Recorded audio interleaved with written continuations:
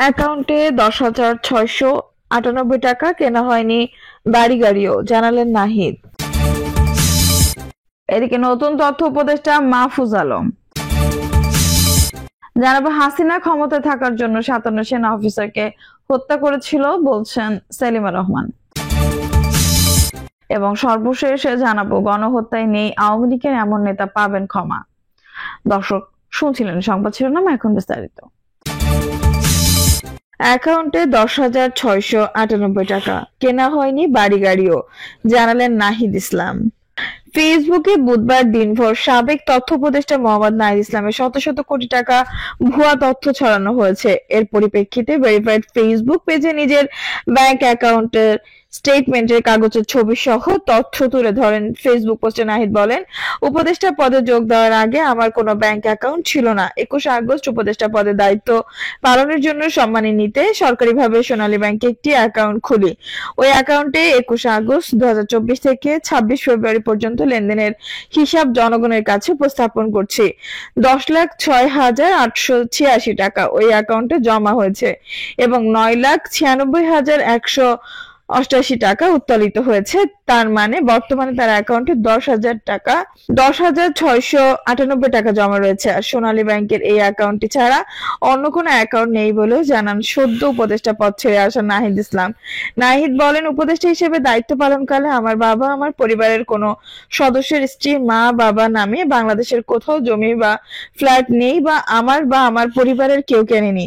আমার একান্ত সচিবের ইসলামী ব্যাংক বাংলাদেশের অ্যাকাউন্টে 36,028 টাকা রয়েছে।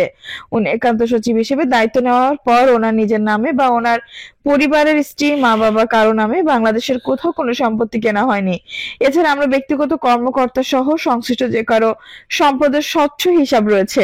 প্রয়োজন উন্মুক্ত করা হবে। তথ্য অধিকার আইন 2009 অনুযায়ী বাংলাদেশের যে কোনো সরকারি দপ্তরে উক্ত তথ্য যাচাইযোগ্য।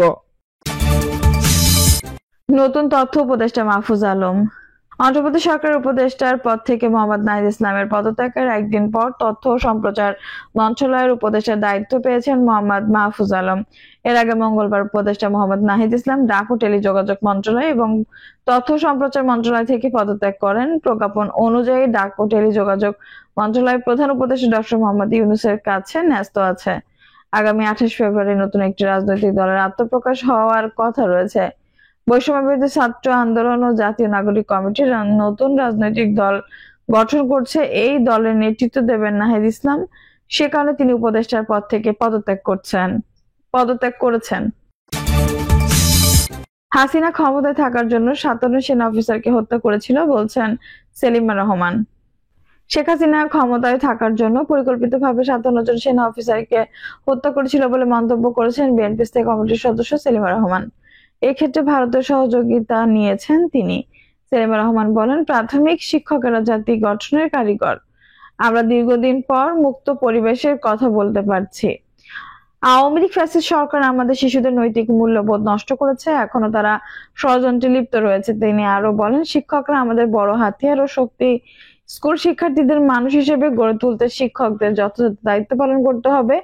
কিশোর গ্যাং আজকে অনেক বেপরোয়া, তাদের সঠিক পথে পরিচালনা করতে হবে। যুগে যুগে ছাত্ররা এদেশে অন্যায়ের বিরুদ্ধে অবস্থান নিয়েছে, তারা এদেশের নেতৃত্ব দেবেন। সেলিমা রহমান বলেন, শহীদ জিয়া প্রাথমিক শিক্ষাকে বাধ্যতামূলক করেছিলেন। আজকে শিক্ষা ধ্বংস করে দিয়েছে পতিত আওয়ামী লীগ সরকার। মাঝখানে একটা প্রজন্ম পুরো ধ্বংস করে দিয়েছে। এদেশের শিক্ষকদের পেনশন স্কিম করে দিয়েছে। বেগম খালেদা জিয়া বিএনপি ক্ষমতায় আসলে শিক্ষকদের দাবি পূরণ করা হবে। একটা শেখ হাসিনা ক্ষমতায় থাকার জন্য 57 জন সেনা অফিসারকে হত্যা করেছে। যুগে যুগে ছাত্ররা এদেশে অন্যায়ের বিরুদ্ধে অবস্থান, তারাই এই দেশের নেতৃত্ব দেবেন। তারা স্বৈর শাসক উৎখাত করেছে। গণহত্যায় নেই আওয়ামী লীগের এমন নেতা পাবেন ক্ষমা। জুলাই গণহত্যা, গুম, খুন সহ মানবতা বিরোধী অপরাধে জড়িত নন এমন আওয়ামী লীগ নেতারা ক্ষমা চাইলে রাজনীতিতে ফেরার সুযোগ পেতে পারেন। জাতিসংঘের মানবাধিকার সংস্থা সহ বিভিন্ন উন্নয়ন সহযোগী প্রস্তাবে এরকম চিন্তা ভাবনাই করেছে অন্তর্বর্তী সরকার শেখ হাসিনা। সরকারের পতন ঘটানো গণ অভ্যুত্থানে নেতৃত্ব দেওয়া ছাত্র নেতারাও অপরাধী নন। এমন নেতাকে রাজনীতিতে ফের সুযোগ দিতে রিডিম এবং রিকনসিলিয়েশনে রাজি। তবে আপত্তি রয়েছেন বিএনপির তরফ থেকে। দলটি ছাত্র নেতাদের ওই চাওয়াটাকে নতুন দলটি ছাত্রনেতাদের এই চাওয়াকে নতুন দল গঠনের সুবিধা নেওয়ার চেষ্টা হিসেবে দেখছে। জামায়াত ভাষ্য, আগে দায়ীদের চিহ্নিত বিচার করা হোক, তারপর ক্ষমার চিন্তা হতে পারে। একাধিক রাজনৈতিক সূত্র সমকালকে জানিয়েছে, ক্ষমার সুযোগ দিয়ে আওয়ামী লীগকে স্থায়ীভাবে বিভক্ত করার চেষ্টা করছে। যারা শেখ হাসিনার নেতৃত্বে থাকবে তারা হবে একটি দল, যারা 15 বছরের কৃতকর্মের জন্য ক্ষমা চাইবে তারা হবে আরেকটি দল। ক্ষমা চাওয়া অংশকে রাজনীতিতে বাধা দেওয়া হবে না, তাদের আওয়ামী লীগের মূলধারা হিসেবে স্বীকার করে নেওয়া হবে। এই অংশ নির্বাচন অংশ নিতেও বাধা থাকবে না। বিভক্ত আওয়ামী লীগ অন্যদের জন্য যে হুমকি হতে পারে না, তেমনি রাজনীতিতেও শক্তিশালী হওয়ার সুযোগ পাবে না। ছাত্র জনতার অভ্যুত্থান কালে মানবতা বিরোধী অপরাধের তদন্ত প্রক্রিয়া যুক্ত একটি সূত্র সমকালকে নিশ্চিত করেছে। আওয়ামী লীগের একাধিক নেতা দোষ স্বীকার করে নিষ্কৃতি পেতে চান। তারা শেখ হাসিনার বিরুদ্ধে সাক্ষী হতে রাজি। বিদেশে পালিয়ে যাওয়া কয়েকজন নেতা ক্ষমা প্রার্থনা বিনিময়ে স্বাভাবিক জীবনে ফেরার সুযোগ পেলে দেশে ফিরতে চান। শেখ হাসিনা 15.5 বছরের কর্তৃত্ববাদী শাসনে 2262 বিচার বহির্ভূত হত্যার অভিযোগ রয়েছে।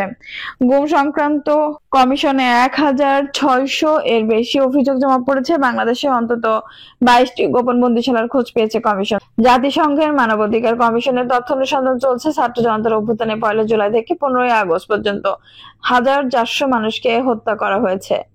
এর মধ্যে 12 থেকে 13% শিশু। শেখ হাসিনাকে ক্ষমতা টিকিয়ে রাখতে নিরাপত্তা বাহিনী শিশুদের টার্গেট কিলিং করে। আইন শৃঙ্খলা বাহিনীর সঙ্গে গণ অভ্যুত্থান দমনে আওয়ামী লীগ এবং এর অঙ্গ সংগঠনের নেতাকর্মী অস্ত্র হাতে ছিল। এগুলোকে মানবতা বিরোধী অপরাধ হিসেবে চিহ্নিত করে জাতিসংঘ শেখ হাসিনার সহ জ্যেষ্ঠ নেতাকর্মী ও কর্মচারীদের সরকারি তত্ত্বাবধানের গুরুতর মানবাধিকার লঙ্ঘিত হয়েছে। দক্ষিণ আফ্রিকার বর্ণবাদী শাসনের অবসানের পর জাতীয় ঐক্যের জন্য নোবেল জয়ী ডেসমন্ড টুটুর নেতৃত্বে ট্রুথ অ্যান্ড রিকনসিলিয়েশন কমিশন করেছিল প্রেসিডেন্ট নেলসন ম্যান্ডেলা। এই কমিশন 1960 থেকে 1994 সাল পর্যন্ত সংঘটিত মানবতা বিরোধী অপরাধ তদন্ত করে প্রায় 7000 রাজনৈতিক হত্যার তথ্য পায়। বর্ণবাদী শাসনের নিরাপত্তা, পুলিশের হেফাজতে 73 জনের মৃত্যু, 19,050-টির বেশি মানবাধিকার লঙ্ঘনের ঘটনায় আসে কমিশনে। ক্ষমা চেয়ে আবেদন করা ব্যক্তির মাধ্যমে 2975 জন ক্ষতিগ্রস্তের তথ্য আসে। অপরাধের পূর্ণাঙ্গ সত্য এবং অনুশোচনা প্রকাশের কারণে কমিশন 849 জনকে ক্ষমা করে। শুধু বর্ণবাদী শাসনের সময় কৃষ্ণাঙ্গদের দমন পীড়ন জড়িত শ্বেতাঙ্গরা নয়, সে সময়ে প্রতিরোধ লড়াইয়ে কৃষ্ণাঙ্গরা শ্বেতাঙ্গদের বিরুদ্ধে যেসব মানবতা বিরোধী অপরাধ করেছিল সেগুলো কমিশনে আসে। অনুশোচনা প্রকাশের মাধ্যমে তারা ক্ষমা চায়। শেখ হাসিনা শাসন আমলে মানবাধিকার লঙ্ঘন এবং গণ অভ্যুত্থানের সময় মানবতা বিরোধী অপরাধে জড়িত নন আওয়ামী লীগের এমন নেতাকর্মী ক্ষমা চাইলে রাজনীতিতে ফেরার সুযোগ দেওয়া বিষয়ে আইন উপদেষ্টা ডক্টর আসিফ নজরুল সমকালকে বলেন, বিভিন্ন মহল থেকে এসেছে এই ধরনের অনেক প্রস্তাব, বিশেষ করে বিদেশি উন্নয়ন সহযোগী এবং জাতিসংঘের বিভিন্ন সংস্থা থেকে এসেছে। এর সম্ভাব্য কিভাবে করা যায় তা নিয়ে প্রাথমিক চিন্তা ভাবনা রয়েছে, এখনো খুব কংক্রিট সিদ্ধান্ত হয়নি। অন্ধ্রপ্রদেশ সরকারের সূত্র সমকালকে জানিয়েছে, একাধিক উপদেষ্টা এই প্রক্রিয়ায় হচ্ছে যুক্ত। গণ অভ্যুত্থানে ছাত্র নেতারা গত শনিবার প্রধান উপদেষ্টা ডক্টর মোহাম্মদ ইউনূসের নেতৃত্বাধীন জাতীয় ঐক্যমত্য কমিশনের সঙ্গে আলোচনায় আওয়ামী লীগ নিবন্ধন বাতিলের দাবি তোলেন। এর আগে উপদেষ্টা মাহফুজ আলম বলেছিলেন, আওয়ামী লীগকে আগামী নির্বাচনে অংশ নিতে দেওয়া হবে না।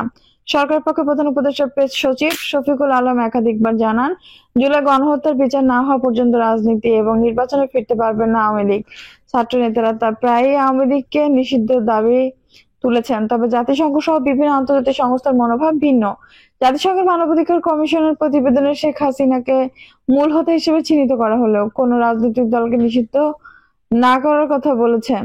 একাধিক সূত্র সমকালকে জানিয়েছে, আন্তর্জাতিক সম্প্রদায়ের এই মনোভাবের কারণে ছাত্র নেতারাও আওয়ামী লীগের যারা অপরাধী নন তাদের রাজনীতিতে ফেরার সুযোগ দিতে রাজি।